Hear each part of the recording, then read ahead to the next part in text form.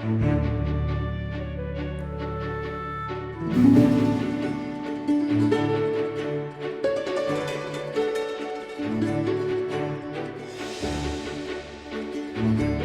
everyone. Welcome back to the L.A.M.E Book Club podcast. My name is Melissa.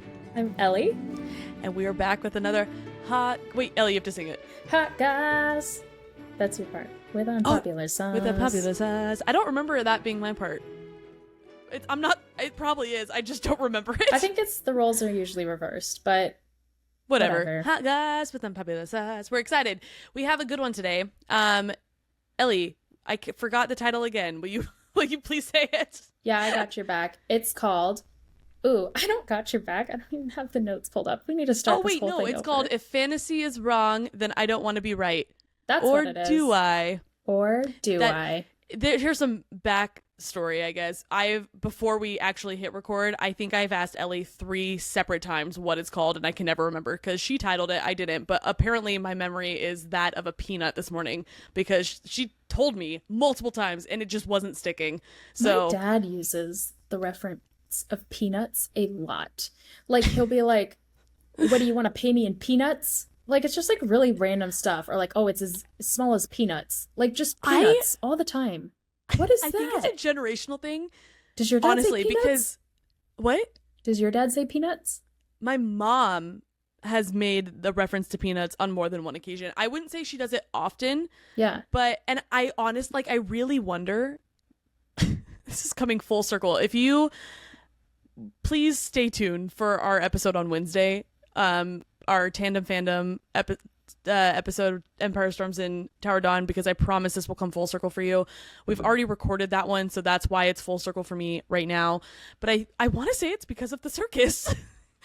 I really think because peanuts were like a big part of the circus, and like there's restaurants still like what's it called? Texas Roadhouse. And I know that that's like still around, but it's an older restaurant and like they have peanuts and like you can just throw on the floor. And I just think peanuts were a bigger thing when our parents were younger, because now everyone's allergic to them. So, now for me, I think it's almonds and cashews. Although cashews were my grandpa's thing. He loves cashews. I mean, I'm not saying individual people couldn't have liked another nut. I just think peanuts were bigger. Nut? I think it's almonds. No, ours? I think it's almonds. Sorry. Yeah, because we turned it into milk. So I'd say that's ours. I don't love almond milk. I'm a big oat milk person. Yeah. Almond milk is a little bit, I'm going to be it's bitter. But if it's flavored, it's way too sweet. Like vanilla almond milk. I've never had it flavored. Don't drink it. I don't like it. I'm on the internet as the world as my witness. I am not endorsing almond milk, and I don't care if you come for me. I hate it. It's disgusting. I don't like. Next week we get sponsored by almond milk. All our morals go out the window. You're like the best. And this episode is brought to you by what is it? Caliph. What is that other one? They do like oat milk and all the other milks. Stretch for me to even remember. I don't know. It doesn't matter. This week's episode is brought to you by manufactured milk, all of them. As Melissa said, this Wednesday we have our book club tandem fandom read. So we're doing Empire Storms, Tower of Dawn. The reading list is on Instagram, guys. I don't remember. I do actually. So it's Empire of Storms chapters 12 through 19 and Tower of Dawn chapters 7 through 17. Fabulous. But I could never remember the title for whatever reason. That is stuck in my head. So you see how my mind works, and it doesn't make any sense. I still can't figure myself out. You complete me. Michael Scott, you complete. Okay. Like, subscribe, follow, leave us a review on Apple Podcasts. That means the world to us. So much so that we have a review of the week. And I will read it right now. You ready? I'm so ready. This comes from Aquarius.pdf. Titled Feeling Lame in the Best Way, 5 stars. This review sent me, you guys. It was so good.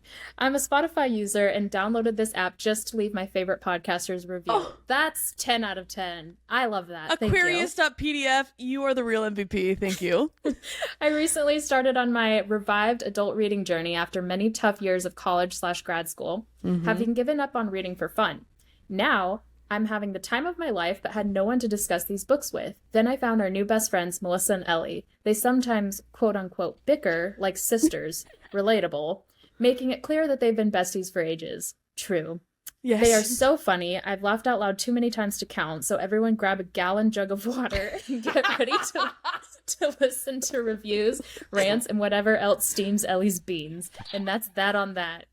Oh, you get it. You get wow, me. with that ending, I was just about to say, that ending just proves that they get us. Yeah. They get us. That's my people. Oh my goodness. Oh, love it. Thank you so much. Last, what do we call this? Housekeeping? Yeah, last housekeeping point. The Bean Workshop, you guys. We have decided to collab with them, and they have chosen us as well. And so if you love booky type of clothing, we're probably going to wear our shirts next week. You can have 10% off if you use the code L.A.M.E Book Club Pod, all caps. Or if you go to the link in our Instagram bio, it'll take you straight there and already apply your discount. And their clothes are so cute. They have these quilted bags. Oh, so cute. We're very excited for our stuff that we ordered to come in the mail. Yeah. Okay, that's it. You got anything else, or are you ready? Oh, yes, I do. Oh my gosh, Kate. Again, we're going to talk about this on our book club episode, but just in case you only listen to these and you don't listen to those, I need to talk about it here as well. You guys, Shrek 5 is coming out in 2026. And I'm so excited. And because you might say, oh my gosh, 5 overkill. Or seriously, another one, I'm a grown up. To which I say, stop. This is exciting. Here's why. One, the Shrek 2, the guy, I don't remember his name, but the creator of Shrek 2 is coming back for this one, and Shrek 2 is, and not arguably, factually the best Shrek that has been released to date. Yes, so that's factually true. And we will hear no slander. I will accept no criticism. The genius behind that movie is going to be behind this one as well. Plus, the main 3, Eddie Murphy, Mike Myers, and Cameron Diaz, are all signed on to do it again. So it's like, it feels like it's going to be Shrek 2.0. This is my reunion. This is for me. They made this for me. This is my world tour, you guys. I will catch me in theaters opening night. Absolutely. That's where I'll be. Midnight showing, whatever. First release I can get my grubby little hands on a ticket. I will be there. Your grubby little hands. Yeah. All right. I love it. And I don't know if you're this kind of person. Obviously, I am. I'm sure everybody knows this at this point. But they are re-releasing Coraline in theaters 3D August 15th. So that's a big deal. Why August? So I'm surprised they're not waiting until like September. I feel like August that's more spooky season. I guess it depends on where you live. Really? August is July not 5th fall. is fall. Okay. I went on a 3-mile run this morning. I didn't need to say the mileage, but that is what I did. Ellie just wanted to flex on the internet. I just want to let you all know I do things. Mile 2, feeling great. Mile 2.1, I was like, I'm out here in hell. This is Satan's playground. I am dripping sweat. But damn it, if it's not fall. Ellie, it is summer. It is like, or it's July. It is literally the most summer month you think of. Where he's like dripping sweat and he's like, water. I don't need it. That's how I looked. And I was like, it's fall. 'Tis the season for the orange leaves. I don't need it. It was so rough. But happy pumpkin time, everyone. Oh, okay. Stop it. It's not pumpkin time. It's fall. Are you ready for this I am. Hot Goss episode? I'm so ready. Today, we are talking about fantasy and boundaries and where we draw the line, all wrapped up into the title. If reading fantasy is wrong, then I don't want to be right. Or do I? Ooh, dun, dun, dun. I'm ready. So, like I said before, where do we draw the line between fantasy and reality? I want to preface this with Melissa and I are just two girls who are, honestly, we argue quite a bit, but genuinely when it comes down to it, fairly like-minded. And so us having a conversation obviously is not going to reflect the views of everybody because we're two people that think pretty similarly.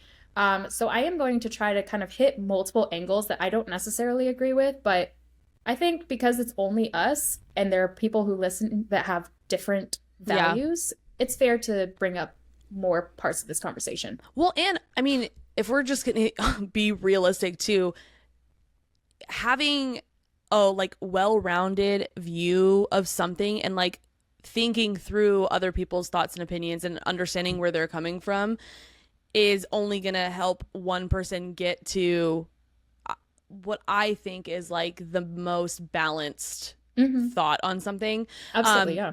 And or really like allow you to solidify, like, you know what, I thought I believed this, I hear you, I understand where you're coming from, but like now, like on now hearing a couple other thought processes, it really makes me like, I'm gonna double down on what I believe. Like it's making me feel more secure in what I thought I knew.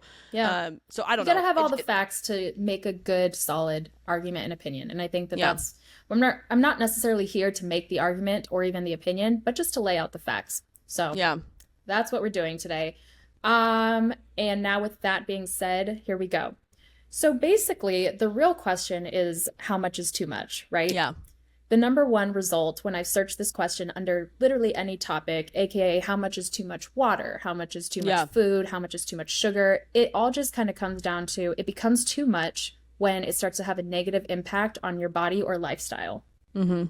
So what is, or what can be, quote unquote, negative about reading fantasy? Because if you were to just scream this to me on the street and be like, how much is too much fantasy? I'd say never enough. Yes. But never enough. never. Perfect. Thank you. But if we're actually going to have like a legitimate heart to heart about this, then I think there actually is a limit. And the answer can be different for everyone. I think, as well as the boundary that people draw. Yes. Everyone is different, and it's important to remember that, right? Yeah. Yep. So, and what works for one person isn't going to necessarily work for the other person. And what's too much for someone else could not affect the other person quite at all. So yeah, I stand by this. This is like totally random. I don't personally drink for no moral reasons other than I have like a funny little health thing. But when I was drinking, when I did start to drink, I'm telling you right now, no one believes me. I'm telling you.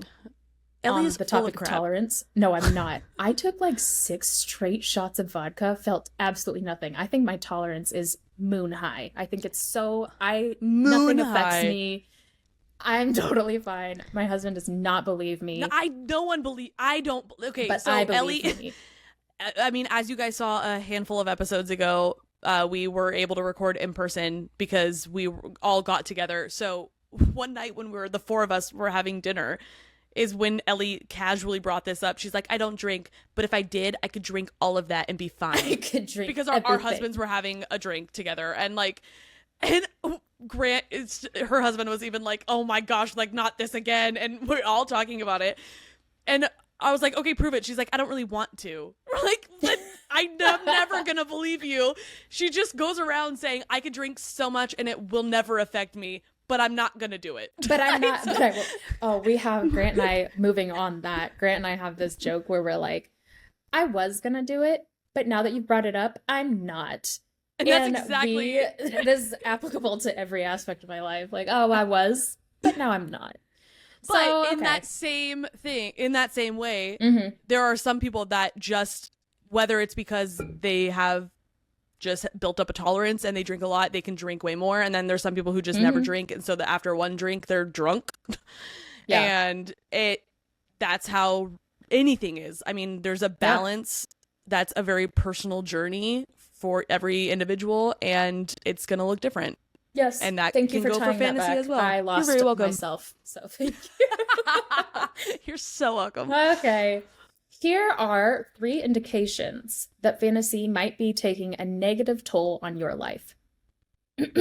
Number 1, you're avoiding important tasks in your life. Now, please, who hasn't dodged doing dishes because you're reading, or missed a meal or 2 because you're right at the good part? Insert personal story, says I. This happens to me all the time. I'm pretty sure this happens to you too. This happens to everybody. Those were actually things that happened to me yesterday. Yeah. I skipped 3 meals, I think, 2 days ago. I know. I was like lightheaded and headaches and feeling horrible. Was it from reading or was it from just doing? It was for reading. I was reading and I had to finish. I was so close to being done with the book. I was like, forget it. I'll just die here. But just die here. The book was good. So it was very good.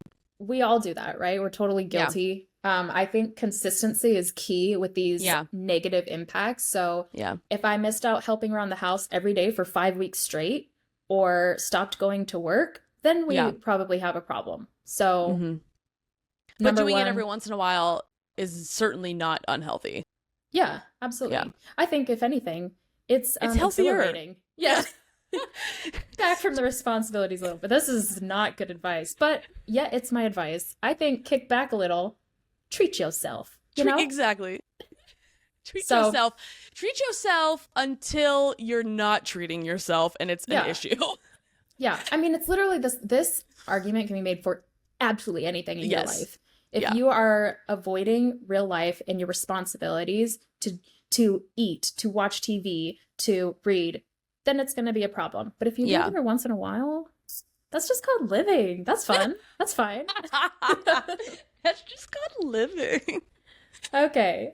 Number 2, when you replace friends or social interactions with books, Ooh. that can be an Yeah. indication that fantasy is taking a negative toll on your life, or even books in Mhm. general. So hear me out on this. This is coming from the introvert herself. Melissa, Hmm. complete extrovert. Me, complete introvert. This is have true. I said I'm sick and stayed home instead of going out with friends because I'd rather read? Yes. I have. I would do it again, and I don't care.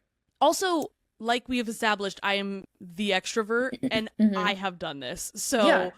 I think you maybe a certain personality types might be more likely to do it than others. Yes. But I don't think any of us are Exempt. immune from Right. doing that either. Like I've certainly done it. And I've actually kind of started getting to the which I don't know if I'm really just airing my issues Please on air it. the internet. Air but the issue. I'm kind of getting to the point now where at first, the first couple times I did it, and I didn't like regret my decision, but I was in the back of my mind like, man, I wonder what I'm missing out on. And See, not me. And I think no that's longer the no, key that's what I'm saying. difference. I no longer feel that. I am now like, wow, this is the best night of my week. Yes. So maybe I need to reflect a little. Well, so actually, my argument is that is not this.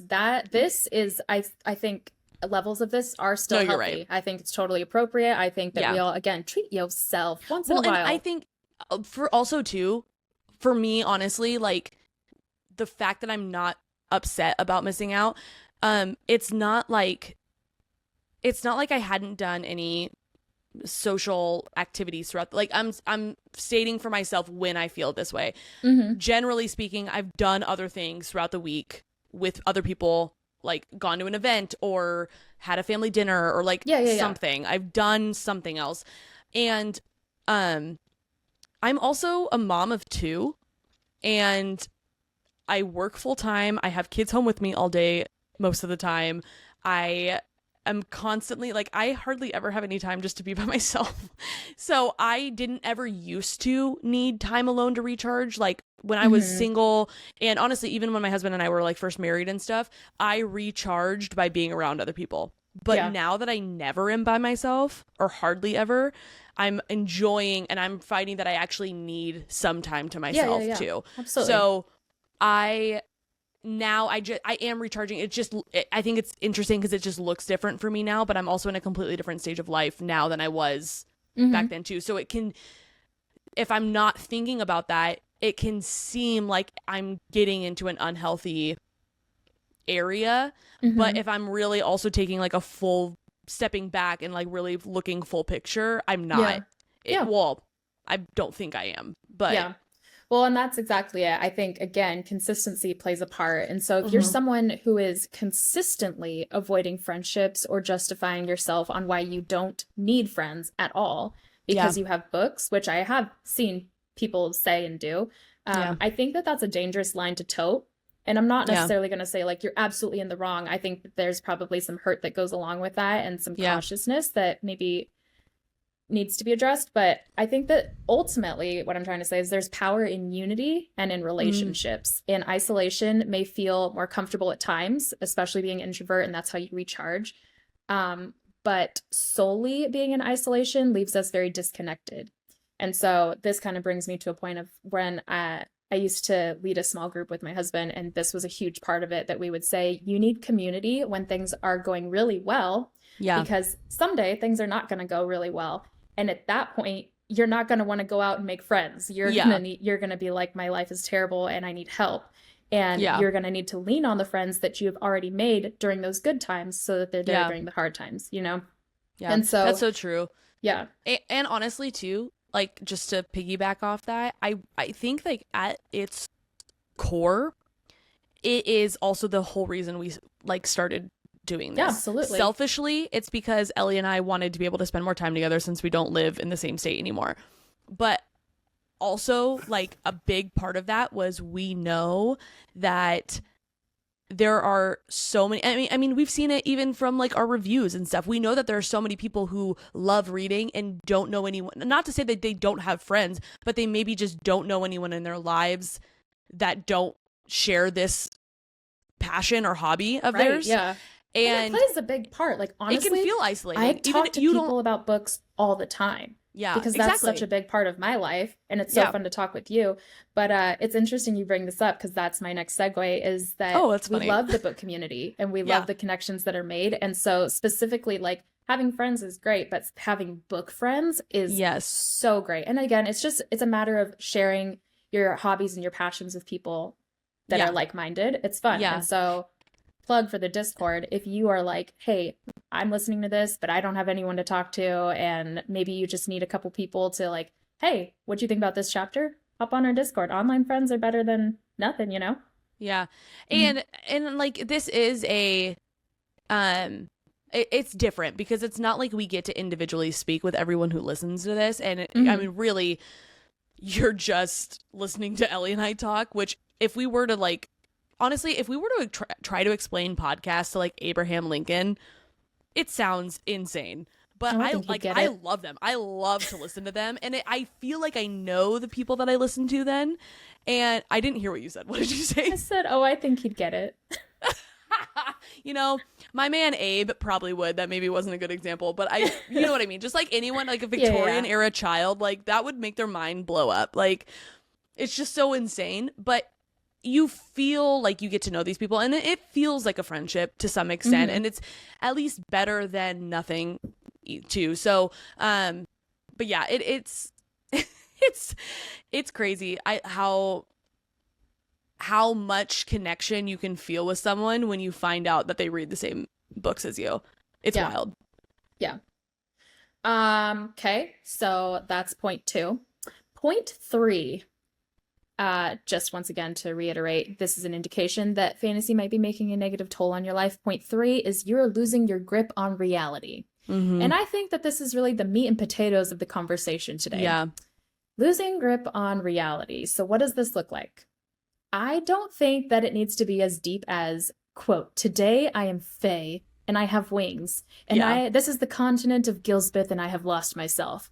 Like, I think that's like, okay. That's like, maybe people do that, but like it doesn't have to be that deep. Well, but that is losing your grip on reality for sure. But that is, I mean, getting way more into the mental health, schizophrenia type realm, and that's a very, very, very small percentage of what would ever actually happen to someone.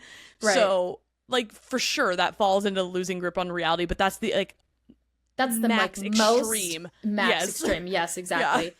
So, but I think that's what everyone thinks of. To bring that up, like you said, I think that's what people are like, I'm fine because I'm not doing that. Right. But it's like, totally. There's, again, it's a spectrum. That is the far, far extreme end. That's like, you need psychiatric help. And I mean, you can need psychiatric help well before that you get to that point. But that is like, you need to be in a hospital, and you can still be on the spectrum in an unhealthy way before you get there. And I think that's what we're gonna jump into and talk about a little bit too. You are correct. So I think the point where it's like, whoa, you need to find okay, let me back up. I think the point where it's maybe a little bit too much is when you find yourself preferring to be in another world. And once again, hear me out. It would literally be so crazy of me to say that I don't wish to live in the worlds that I read about. That's absolutely nuts. Of course, we want to live in a world with powers and castles and dragons and fae. What kind of question is that? Exactly. But this is not that. I think that the risk in thinking I think the risk in thinking this is when it gets to the point where you're actually like genuinely depressed living regular life. Yeah. And now we all get the book Hangover, but I dare say that this is another level of extreme. It's just genuine disinterest in your life and a posture in your heart that is envious and almost in a state of mourning because you'll never have the fantasy world where you're just disconnected from real life now. Yeah. And I truly think that this is just a hard and sad place to be. I have personally fallen victim to this, truly. And I found myself in this place of like, wow, life sucks and I'd rather have this. And I just want to sleep all the time because then at least I'll dream about that. And that's where things got unhealthy because, again, I went back to the point 2, where I started to recluse and just be ungrateful and like not want friends. And I just want to read my books. And after some time in this day, I realized like, okay, wow, I need to take a step back from these books and get a grip because it's never going to happen like that. And if I keep pushing myself to that point of like, oh, I'd rather have this, I'm envious of this, I need this. Yeah. I'm never going to be happy in life. That's so unhealthy for me. And so I don't know if any of you guys follow the Enneagram, but I am a type 4, which is an insanely emotional type. So I feel very deeply. And when I find that my emotions are being impacted in a way that I have such distaste for real life, I realize I need to take a step back. But the good news is that there is so much beauty in the world if you're truly searching for it. And honestly, I think that it starts with an attitude of gratitude. And once I personally have grounded myself, I will return to the books. But it takes a second for me to like back up. And I think for me, I absolutely have found myself there too. And one big indicator, and I'm sorry if I'm jumping the gun here, but for me, one of the biggest indicators that I was getting to a level of unhealthy obsession when it came to reading was when I started to compare the actions of those in my life to those in books.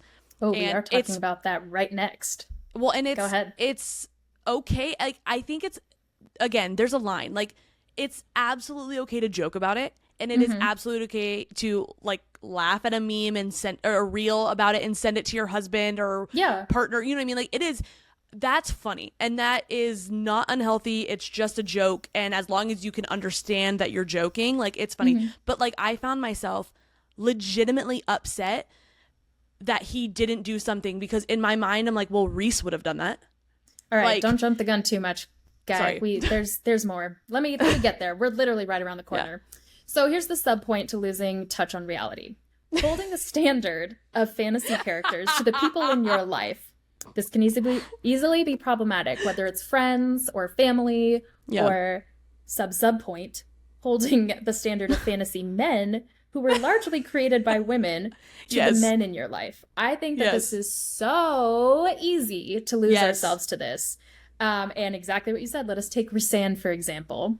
The man was literally so perfect that the mass of the fandom was actually mad about a Court of Silver Flames because Sarah had to create a flaw for him to progress the story. And everyone was like, this is not my Rhysand. She totally changed his character, etc., etc. Yeah. The point of this is that his one mistake sent us. Yes. And so imagine losing yourself to the book and coming out expecting your man to hold up to actual literal perfection. Yeah. I put LOL in there.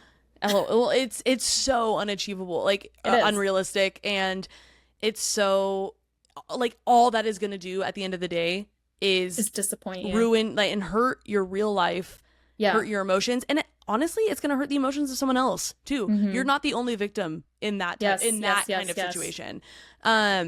And you're projecting onto someone else. And I'm not saying like you're a bad person if you do it, because we all do it, but it's not fair. It really isn't to that other person. And so just being aware is ultimately, and so I brought this up originally before I started jumping the gun. All that to say is when I feel myself, I'll finish a really great series or something, I'm super into it. I know one thing I've learned about myself is I have to read a palate cleanser. I can't just keep going from fantasy to fantasy. Because then that's when I've learned that's when I start to lose my grip on reality and start to project onto my family and onto friends and myself too. Like I'm like, oh God, Feyre would have never done that. Why am I so stupid? Like I really start to regress and isolate myself and all the things. So if I read a palate cleanser, I don't have to stop reading and I still get to read a book. I might not be quite as invested in it as I would be a fantasy book, but honestly, that's the point. Like, kind it's of still drives you something back that to I reality a little. it's something that I like. I'm not forcing myself to read like a microbiology book or, God forbid, a self-help book, but I'll just read like a romance or something, just something just lighthearted that I like. And that, I think, for me, honestly, is why I like Divine Rivals so much, because it was a very lighthearted take on a fantasy book. Like, it was still considered fantasy, but it was so simple and it was so easy and light. And I loved the historical fantasy aspect of it. And I really think that's maybe why I know people are pretty like divided on how they feel about it, but I think that's why a lot of people maybe liked it, maybe even subconsciously without realizing it. It was, you didn't have to take a step out of the fantasy world, but you didn't have to get crazy sucked in either. And it's so fun to get really involved in these worlds and feel like you are there and a part of it and in the inner circle and part of the friend groups and stuff. But it's easy to lose yourself in that. And that's why those, for me, palate cleansers just kind of like allow me to take a step back without having to sacrifice the hobby that I like. Absolutely. So kind of jumping back a little bit, moreover, the men in these books can quite literally read women's minds. And if only. And then here's my husband, where I'm like mouthing something to him across the room about somebody in the room. And he's just like out loud, "What are you saying to me?" Oh my word, I know. Talk about steaming my beans. So I wish I had a gallon jug of water today. I need to just always have one for recordings now. What I'm trying to say there is that it can be really dicey when we pin our real, flawed human relationships to the relationships of characters that you're seeing make zero mistakes, read a woman like the back of their hand, know when to be sensitive, know when to be strong, know when to fly them away, know when to go to war for them, and are quite literally spewing out sentences that were premeditated for months and reviewed by authors, publishers, and editors. Yeah. There is beauty in human interactions, in flaws, and in rawness. And ultimately, the comparison is going to be the thief of your joy. Absolutely. So, and let's just get real, because this is hot goss, and let's talk about some unpopular sauce right now. For all of my single friends, too, don't let these men dictate your expectations for because the dating scene hold your thought. I have questions geared towards you. I need to finish this, then hold your thought. Okay. Put that on hold. Plasma Goblin on Reddit makes a comment. Okay, I knew we were going in a slightly different direction. It sure wasn't. Plasma Goblin. I would have been Feyre, who couldn't read, trying to figure out the challenge under the mountain. If you had said, "What are the next words going to be out of my mouth?" and Plasma Goblin was an option, it would not have been picked. All right. So he says, I assume it's a he, I don't know. Take this with a grain of... Yes, it is a boy. Take this with a grain of salt coming from a guy. But I don't think Rhysand is a guy most people actually even want. Do you want a guy that growls at other people for getting too close to you?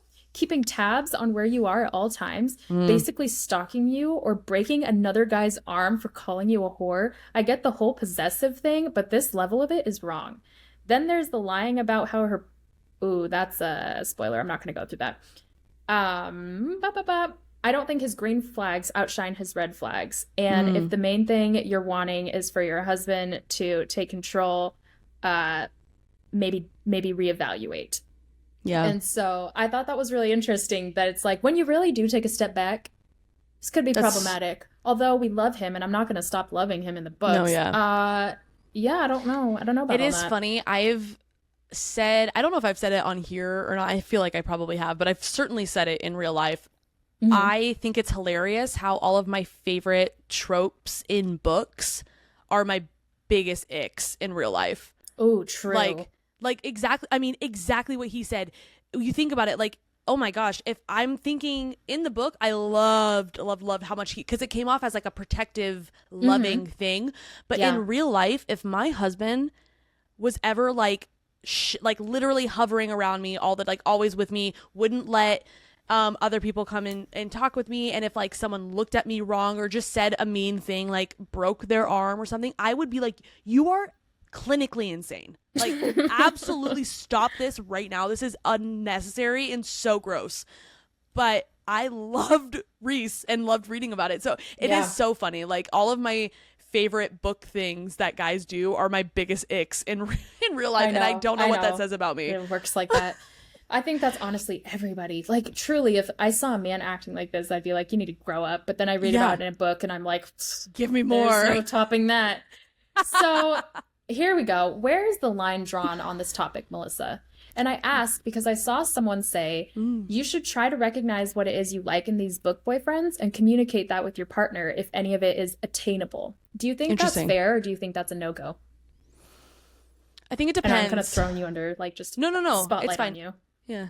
I know. I really think it depends. I think it depends on what you're asking. Because, like, ultimately, we have to get to the root of it. So, like, let's use Reese as an example since we've already been talking about him. Maybe, like, okay, someone loves, like, how possessive he is. Like, they want that in real life. Well, why is he possessive? Like the root of it, it's because he cares about her well-being and he wants her to be safe, and he, you know what I mean, he, all those things. So it's, maybe let's not explain this as I want you to be possessive. Maybe let's explain it as I want to feel like you care about me, and I want you to feel like you want, or I don't feel like my well-being is front of mind for you, and maybe like if we could make this a little bit more aware, and here are some ways I feel like you could do that.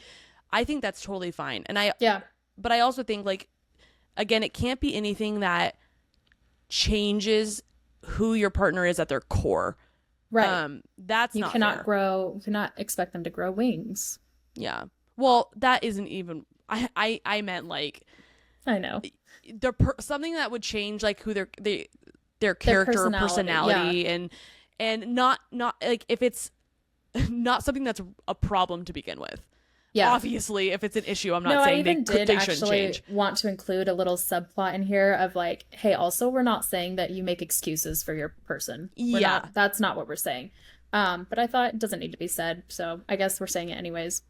But yeah, well, I mean, I agree with you. I think that if it's going to change them at the core of who they are, I don't think that that's necessarily fair. But if they're like small things of like, hey, I actually really like how he brought her flowers, would you consider doing, like, communicating that kind of thing? I think that's fair.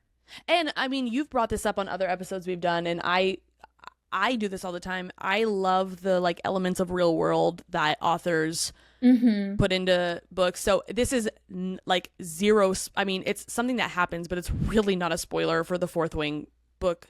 But when Xaden just brought Violet coffee, like, it's a very simple act and it's a very sweet gesture, but that is something that your boyfriend, husband, partner, whatever, could do in real life for you. Like, that is a very achievable and realistic expectation, and that's something that you could ask. I think that's totally fair. It's going to make you feel more cherished. That's not like, and that's something that is should be done, honestly. What are their last names? Cole and Zach from Zach and Cody. Sweet Love, Zach and Cody. Martin?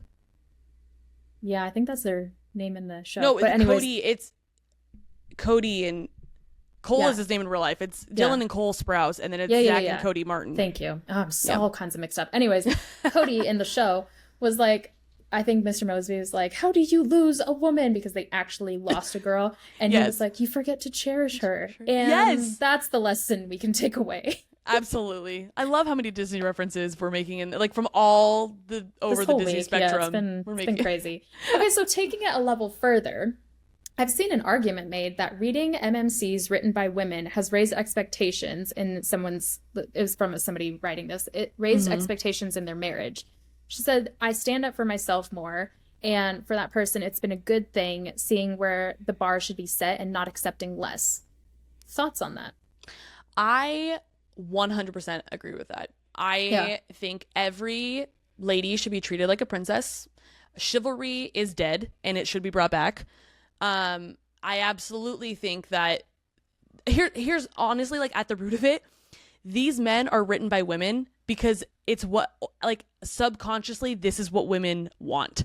So not to say that men should just do whatever we want, because that's not fair to ask, but this is what the like desires of our hearts are. It's to be cherished and protected and loved and cared for, like all these things. And men just quite honestly are missing the mark. They're never going to be perfect, certainly not, but I do think that there are so many that just don't get it either. So I think that there's a lot to be said about from this, but again, realistic expectations, nothing that's going to be like too crazy. And I also think if we're going to be demanding and expecting all of this from someone, we have to be doing the same for them as well. It's not one-sided. It's both of you have to be putting the same amount into it. So if you're going to be expecting more of your husband, partner, boyfriend, you're going to have to put in and I really think you're going to have to start putting in the work first, because they might recognize it from you and then they'll want to do it. Situation. Yeah.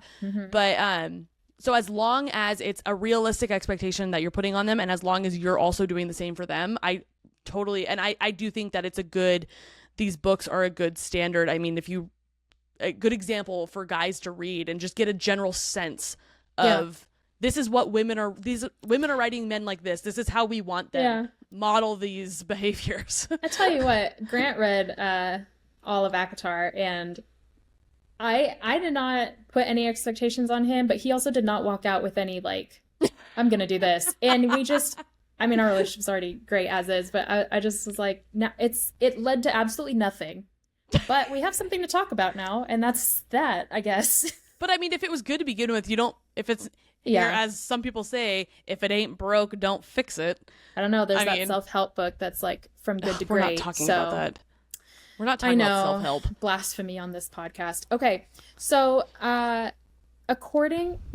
personally, I think that what we don't want to do, so this is kind of my take on it, what we don't want to do is make excuses for people just because these characters are virtually unattainable. I think there's even a healthy middle ground, recognizing a standard of how someone should be treated, but also making room for mistakes and flaws, recognizing that this is not going to be a perfection of a relationship. There's going to be mistakes, but there's still a standard that I would want in someone, in a partner, you know? Yeah. So according to Leonard Wilson, a fantasy horror author, so it fits, he states, fictional characters can be and routinely are used as role models to help us become better problem solvers and better people. They allow us to try on new perspectives and build empathy. They are amazingly useful constructs, but at the end of the day, that's all that they are, mental constructs. And I think that that's kind of the wrap it all up and put a bow on it, the conversation. 100%. That sums it up perfectly. I also read an article, because I knew this is kind of like the direction that we were going to be talking about this week, talking about how reading fantasy as a kid, it does, like, as you grow up, it helps you develop, like you said, empathy, cognitive skills. It helps you to have what did it say? It was something about like, forming your own opinion and not just like following the masses. And so again, there's so many benefits to it, but it's like Leonard said, it just helps you do all these things. It's not going to be that for you. It's not going to be that world. It's not going to, like, you're still living in real life, but it's a great tool for sure. Yeah. Yeah, absolutely. So I leave this topic on this note. It might even need to be an internal argument of, if I expect them to be like this, do I need to be like the FMC?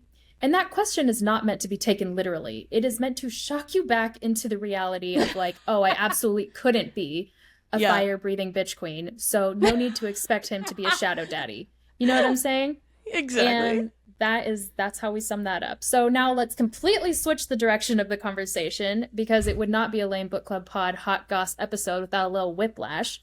Excellent. How can we avoid burnout from reading too much fantasy? So in this case, we want to keep reading. We don't want to stop. We're healthy. We're fine. Number one, pace yourself. Throw other hobbies into your day. For me, if I'm sitting on that couch for 15 hours straight reading, I'm going to be like, I'm done. I'm not picking this book back up for a minute.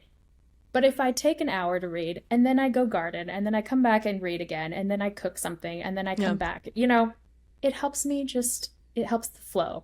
Yep. Practice DNFing. Do not finish. So don't stress. If it's not for you, the book's not for you, don't force it. You'll end up throwing yourself into a slump and not want to read. We have both done that in many a time. No. So well, you've not done that? This is something that I need to work on. I don't DNF because mama didn't raise no quitter. No, I'm just kidding. I'm just kidding. No, but I don't DNF because it's like I physically can't bring myself to stop. But I sometimes just, I'm not going to say the book, currently reading a book that I have never wanted to stop reading more in my life. But I just can't bring myself to quit.